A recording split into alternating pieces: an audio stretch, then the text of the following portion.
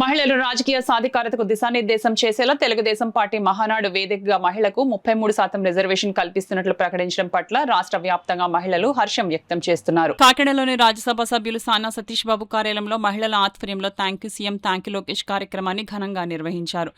Party రాష్ట్ర అధికార ప్రతినిధి శుంకర పావని అధ్యక్షతన జరిగిన ఈ కార్యక్రమంలో మాజీ ఎమ్మెల్యే, పార్టీ రాష్ట్ర ప్రధాన కార్యదర్శి పిల్లి అనంతలక్ష్మి, ఎమ్మెల్సీ కరి పద్మశ్రీ, పార్టీ రాష్ట్ర కార్యదర్శి వనమాడి సుష్మిత, అమలాపురం పార్లమెంట్ నియోజకవర్గ నాయకురాలు, పార్టీ రాష్ట్ర నాయకురాలు రాజేశ్వరి తదితరులు పాల్గొన్నారు.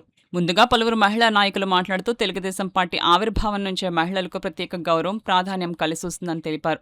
పార్టీ వ్యవస్థాపకులు నందమూరి తారక రామారావు మహిళల అభ్యున్నతికి పలు సంస్కరణలు తీసుకువచ్చారని, అదే వారసత్వాన్ని కొనసాగిస్తూ పార్టీ జాతీయ ప్రధాన కార్యదర్శి నారా లోకేష్ మహిళలకు 33% రాజకీయ రిజర్వేషన్లు ప్రకటించడం ద్వారా మరో చారిత్రాత్మక నిర్ణయం తీసుకున్నారని కొనియాడారు. ఎమ్మెల్సీ కరి పద్మశ్రీ మాట్లాడుతూ మహిళల రాజకీయ భాగస్వామ్యాన్ని పెంచి నాయకత్వ అవకాశాలను విస్తరించే నిర్ణయం ఇదని అన్నారు.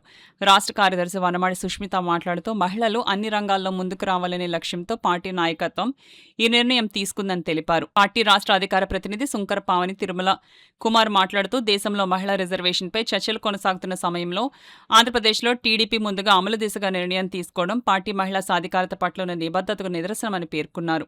మాజీ ఎమ్మెల్యే పిల్లి అనంతలక్ష్మి మాట్లాడుతూ పార్టీ జాతీయ కార్యనిర్వాహక అధ్యక్షులు నారా లోకేష్ యువ నాయకత్వానికి ఇది గొప్ప ఉదాహరణని కొనియాడారు. ఈ కార్యక్రమంలో మహిళలే ముందుండి నిర్వహణ బాధ్యతలు చేపట్టడం విశేషం. రాజ్యసభ సభ్యులు సానా సతీష్ బాబు, ఎమ్మెల్సీ పేరాబతుల రాజశేఖర్, టీడీపీ జిల్లా అధ్యక్షుడు జ్యోతుల నవీన్ కుమార్ తదితరులు వెనుక వరుసలో కూర్చుని మహిళల ఆధ్వర్యంలో సాగిన కార్యక్రమాన్ని ఆసక్తిగా తిలకించారు. ఈ కార్యక్రమంలో ఎమ్మెల్యేలు నిమ్మకాయల చినరాజప్ప, జ్యోతుల నెహ్రూ, నాయకులు నిమ్మకాయల రంగనాగ్, రూరల్ కోఆర్డినేటర్ కటకంశెట్టి బాబీ, పెంకె శ్రీనివాస్ బాబా, మహిళా నాయకురాళ్లు ఏటుకూరి నాగమణి, సీతామహాలక్ష్మి, రామలక్ష్మి, పలివెల లక్ష్మి శ్రీనివాస్, కామెడి లలిత, చిక్కల రాజలక్ష్మి సత్యవతి, సామలకోట మండల ఏఎంసీ చైర్మన్ అండుగుల మణికుమారి, యాదిరెడ్డి విజయలక్ష్మి, పెద్దాపురం మండల ఏఎంసీ చైర్మన్ నూనె మంగలక్ష్మి, బచ్చల గంగా తదితరులు పాల్గొన్నారు. మనం ఎన్నో చూసాం, పథకాల రూపంలో చూస్తున్నాం విమెన్కి లిఫ్ట్ ఇవ్వడానికి అని చెప్పి, కానీ అది ఒక మినిమం ఫైనాన్షియల్ స్టేటస్ వరకే వాళ్ళు లిఫ్ట్ ఇవ్వడం జరుగుతుంది. కానీ సమాజంలో ఒరిజినల్ లిఫ్ట్ ఎప్పుడంటే ఆమెను ఒక ఉన్నతమైన స్థాయిలో కూర్చోబెట్టినప్పుడే అది రియల్ లిఫ్ట్ అవుతుంది జీవితంలో వచ్చింది.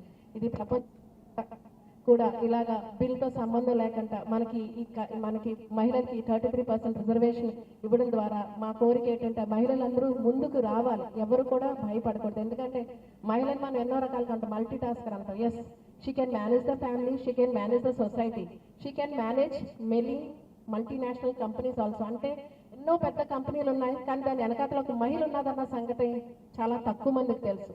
సో ఇన్ని చేయగలిగే మహిళ రాజకీయం ఎందుకు చేయలేదు, తను ఎందుకు అక్కడ ఉన్నతమైన స్థాయిలో ఉండలేదు, తనకి ఇవ్వాలి, మనం ఇవ్వాలి అని చెప్పి డిసైడ్ చేసి మరి గౌరవనీయ ముఖ్యమంత్రి నారా చంద్రబాబు నాయుడు గారు, అలాగే మంత్రి లోకేష్ గారు, ఎస్ సమయం వచ్చింది, మనం పథకాల రూపంలో కాదు, నిజమైన డెవలప్మెంట్, నిజమైన వాల్యూ, నిజమైన సమానత్వం మహిళలకు ఇద్దామని చెప్పి ఈ మహిళా రిజర్వేషన్ సంబంధించిన తీర్మానం చేయడం జరిగింది.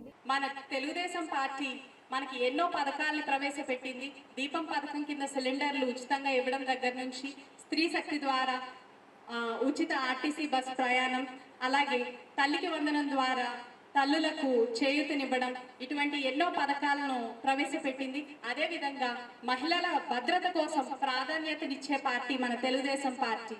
ఈ రోజు మన తెలుగుదేశం పార్టీ మన ఆంధ్రప్రదేశ్ని, మన దేశం అంతా కూడా ఆదర్శంగా తీసుకునే పరిస్థితి ఉంది. ఎందుకంటే చాలా పార్టీలు మహిళా సాధికారత గురించి మాట్లాడాయి, కానీ అది చేతల్లో చూపించిన పార్టీ మన తెలుగుదేశం పార్టీ. మన నాయకులు చంద్రబాబు నాయుడు గారు, అదేవిధంగా మన యువ నాయకులు నారా లోకేష్ గారు ఇటువంటి ఈ 33% రిజర్వేషన్ కల్పించి మహిళలు కేవలం ఓటర్లుగానే కాదు, నాయకులుగా, సామాజిక దీంట్లో మార్గదర్శులుగా, అదే నిర్ణయాధికారులుగా తయారు చేసే ఈ రిజర్వేషన్ చాలా హర్షించదగ్గ విషయం.